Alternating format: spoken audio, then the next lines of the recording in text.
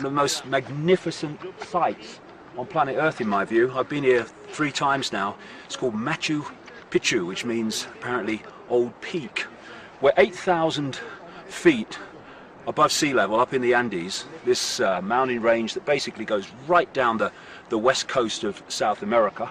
And down there, 1,500 feet below us, is the Urubamba River, which under its old name, its real name, Machu, is Inca for sacred river, holy river.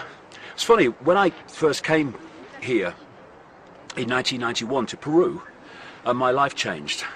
I won't go into that now because I'm going to go in a few days to the place where my life changed, and I'll be producing a film next weekend from there explaining all that.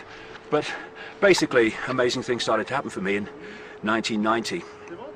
And towards the end of 1990, I came across this psychic lady. She said, have you ever thought of going to Peru? And I thought, I haven't actually, no. But from that moment, it was Peru was coming into my life everywhere. I was seeing Peru, and eventually I went there. But one of the things she said to me is, "You will be drinking of the holy waters soon." I thought, I'm not religious, so I'm not sure how that's true. And then when I first came to Machu Picchu, you get a bus from the train right up here, you know. Hold on, and I didn't catch the bus immediately. I went down the river a bit, and I just started drinking the water. I don't know why. I thought, yeah, drinking the water. And I didn't know anything about the river. And then a little while later, a guide told me that this is known as the sacred river, or the holy river, sacred waters, holy waters, which is kind of a interesting story. Well, it is to me anyway. But the real amazing experience that you have here is not just the view, which is extraordinary, but it's the energy. Because we have this idea, it comes from academia, they know it all of course, that ancient people, or people from what we call the past, were like primitive and all the rest of it, because human evolution or awareness can only go forward. I mean, Darwin said, and he can never be wrong. But actually it goes up and down depending on the circumstances. And way back, I mean, the Inca apparently built this amazing city in like the 15th, 16th century before the Spanish moved in. But this site, as a site that was focused on as special, goes way back, probably into prehistory, almost certainly so, because it's a point where lots of energy lines, ley lines, meridian lines, dragon lines, force lines, whatever you want to call them, meet. And if you can access and interact with these massive vortex points where all these lines cross and whip up this massive vortex, then you can access and tap into that power. And so they used to build their cities, because they're you know, saying every Inca person knew all this, no, but the initiates did. And so they located places on the basis of this energy grid, and therefore the vortex points, which has this power which they can tap into if you know what you're doing. Because, you know, on one level, you know, the body, the auric field, whatever you want to call it, is an electromagnetic field.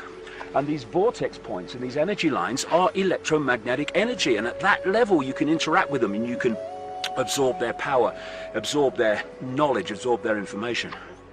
And the Spanish, who overran Peru and brought us the Roman Catholic Church, thanks chaps, nice one, and basically imposed it upon the culture, they never apparently found this place. I'm not surprised, but apparently they didn't.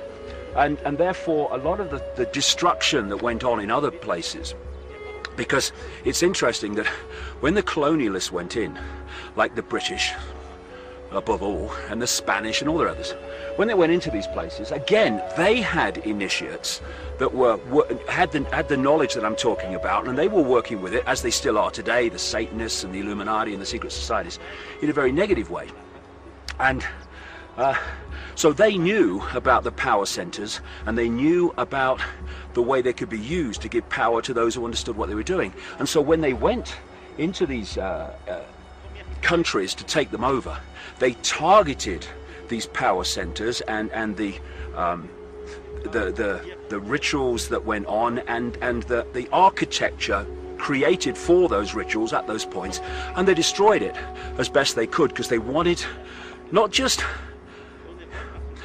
to get the people to think because they destroyed it, it was all gone, but actually to disturb that power center so it couldn't be used anymore. After this was abandoned in the 16th century, they say, okay, but this is all, you know, when I say these things, this is all official history, it's not necessarily true. But when they abandoned it, it is said in the 16th century, it basically lay and was overgrown until officially a guy called Hiram Bingham, American. They were usually British explorers that went out and destroyed these places, but he turns up in 1911 and discovered it. But he discovered it with a bit of help, because the locals showed him where it was, you know. And then he claimed credit for it and all the rest of it, and they took artifacts away to America, just like the British took, I mean, whole museums in Britain of artifacts from other people's lands. And anyway, once it became known again, it went into a state of continual restoration, which is where we see it now. And it's just an amazing place. And when you go around it and have it explained by a guide that's going around with us, a Peruvian guide called Machu, it's fascinating to see that these so-called primitive people, at least at the level of the initiates, were not bloody primitive at all. In fact, they were aware of a level of physics relating to what we call, they may have called it something different or whatever, a spirit or whatever, but on the basis of this electromagnetic interaction that is possible between apparently inanimate objects and energy lines and vortex points in the human energy field, it's fascinating to see that they understood all that, and they understood it then more than mainstream science does now, which thinks, oh, it's old mumbo jumbo. Well, it's not. It's high physics.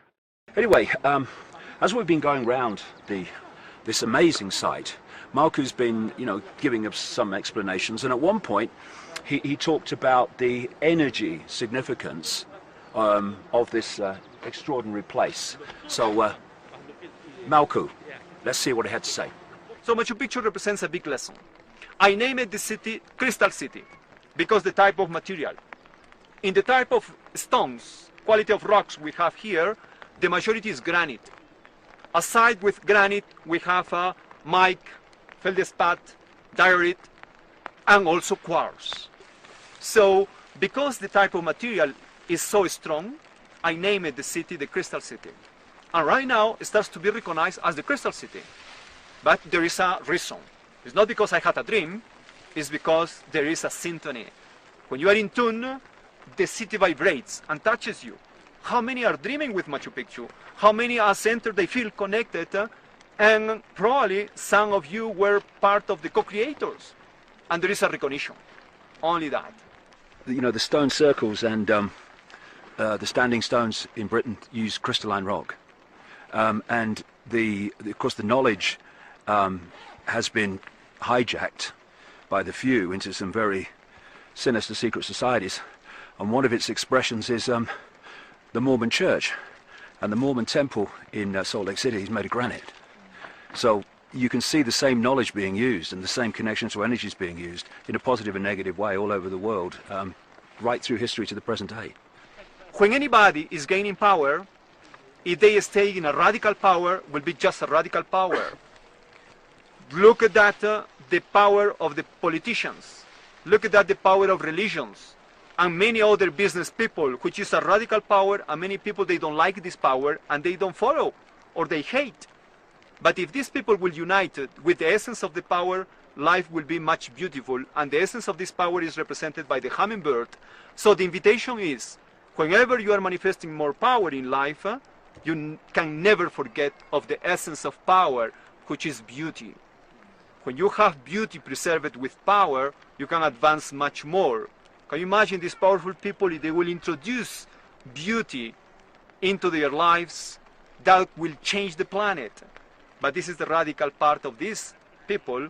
The invitation is, do not run away of power, because wisdom is manifesting power, wanting or not, is our nature. This is the result of power, but beauty in the same time. Here we are in the extension of the head of the bird, which is inviting us to transcend. So many people stay just in one single power. And you are right, many use it, certain elements of power as granite. And this happens also a lot in New York and many other places, because granite, look at the biggest obelisk in the world, Washington, is granite. Mm-hmm. And like that, you go to Egypt, many of the obelisks, granite. Here is the city with granite and quartz, is the Crystal City. They're kind of hijacking the communication network. That's what they've been trying to do. And this is why when they went out from Europe in the colonial years, they targeted these ancient peoples and native peoples to destroy their use of that knowledge so that they could hijack it for themselves. They're using the same knowledge but negatively. It's like power without wisdom is the most destructive force on earth, and it's all around us.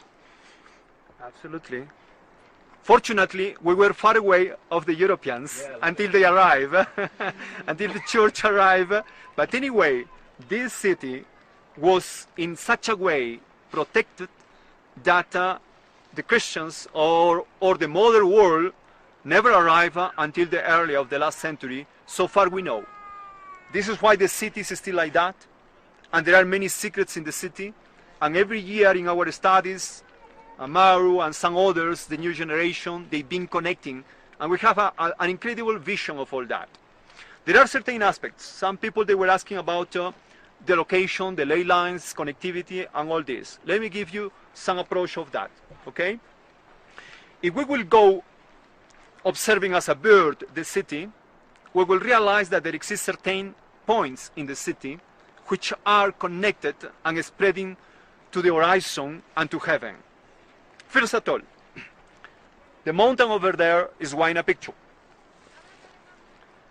Where you see this, the most agglomeration of people over there, this is the Intihuatana, which is a kind of pyramid. And this pyramid connects a ley line from the Huayna Picchu mountain to the pyramid and toward the south to the Salcantay Apu. The Salcantay mountain is the second most important mountain in Cusco. Snow mountain, over 19,000 feet. Sorry. It's the Puma energy. It's the Puma energy. So there is a ley line connecting Huayna Picchu, Machu Picchu city, and the Apu Salcantay. In the other hand, Vizcachani Apu, you see this ending as a pyramid. Here in the city, the pyramid of Intihuatana area, and then we will have the other mountains toward what is named the Huacayhuilca groups of mountains toward the east. All that will make another ley line. So far that Machu Picchu will be a kind of navel, and then spreading, connecting. So this is just in a extension toward the geography, but as we arrive to the city, in the city we will find important rocks, like measuring rocks that we call huancas, are referential rocks to connect. We have in one section one group of 3, in the other section another group of 3, and we have one in the middle, making 7. So if we will look into the cosmology, it will be a connection with Pleiades, and of course we could create other connections with Orion as well, with the Southern Cross constellation, with the Coachinchay constellation, and others. For sure that our ancestors, when they jumped to connect to heaven and develop astronomy, they were aware that in their essence there exists a connectivity with heaven. Even if that was long time ago, the early connections. But many of the masters, they keep it and they were transmitting. So they create a kind of way to expand and to maintain the secrets. This is why the city was secret and sacred in the same time, just for the specialist. So a specialist could hold this wisdom, wisdom from earth connecting to heaven. Well, that was Machu, the guide who's been taking us around Peru, showing us the sights and giving his insights into what they mean and what the background is. Because if you go around these places with the classic tourist guide, they just give you the off-the-peg song sheet version of everything, and it's usually bloody rubbish.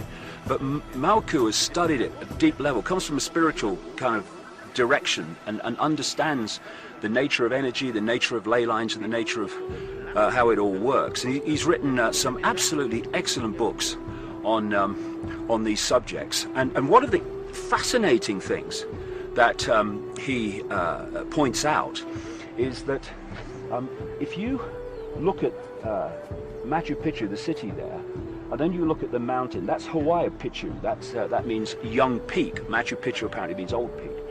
Do you know something? See that?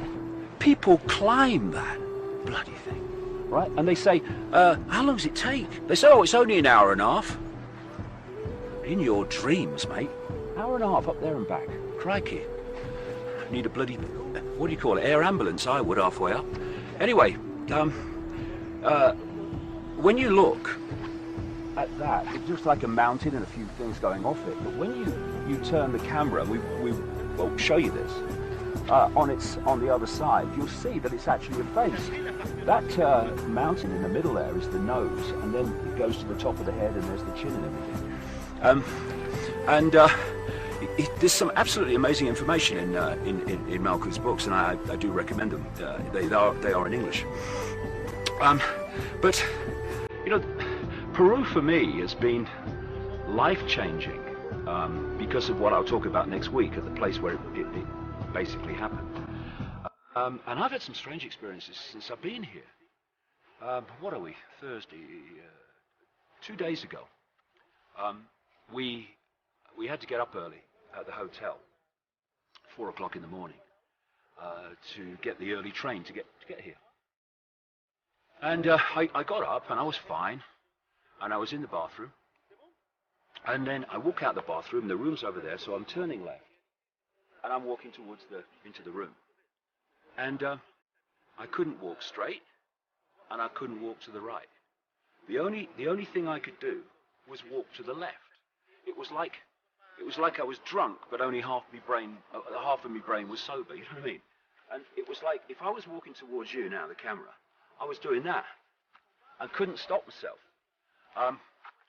And then I started to feel really ill, as if I was about to faint. And in my mind, I said, "Oh, I've got to lie down on the bed." And as I walked towards the bed, because I've tried for 3 or 4 minutes, keep continually trying to walk straight, thinking, "What the heck's happening here?" Well, I didn't use the word heck, but something close. And as I walked towards the bed to lie on it, suddenly, boom! As quick as it came, it went. And I'm standing there bewildered. What just happened?